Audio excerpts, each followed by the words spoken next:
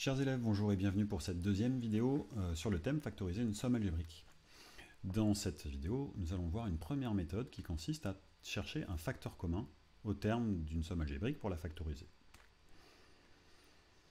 Voilà, on va partir avec ce premier exemple, 6x au carré moins 21x, et on va se poser la question, y a-t-il un facteur commun au terme de cette somme algébrique, à savoir à 6x au carré et à 21x? Y a-t-il un facteur commun dans ces deux termes? On procède par ordre en regardant d'abord les nombres. 6 et 21, est-ce qu'ils sont dans la même table? Alors de façon évidente, bah oui, ils sont dans la table de 3. 3 fois 2 et 3 fois 7 donne 6 et 21.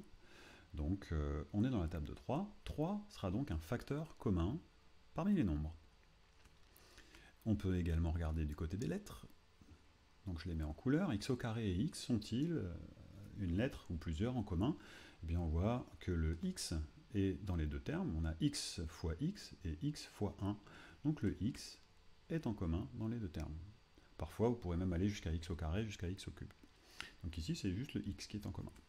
Donc x est un facteur commun. Nous avons donc, pour résumer, 3 et x en facteur commun. Donc on va dire que le facteur commun à ces deux termes, ce sera 3x.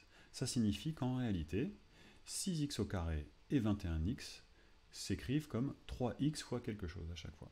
3x fois quelque chose et 3x fois quelque chose. On va l'écrire tout de suite pour préparer la factorisation.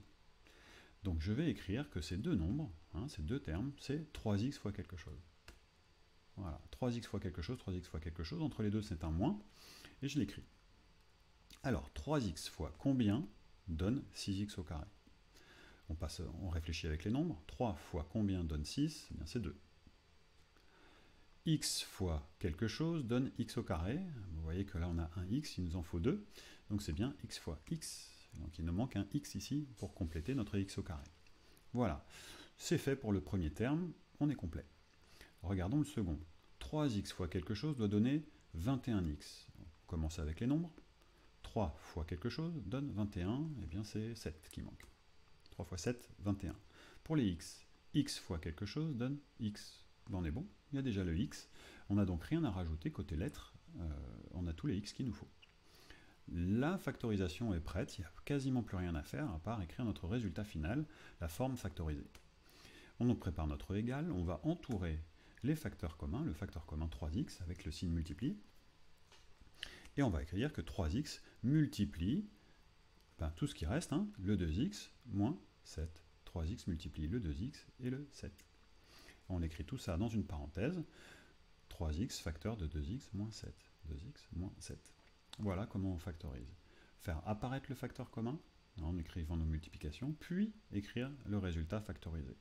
Vous serez assez rapidement capable d'écrire directement le résultat final sans passer par cette étape-là.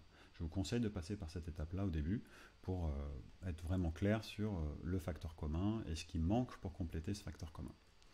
Merci pour votre attention.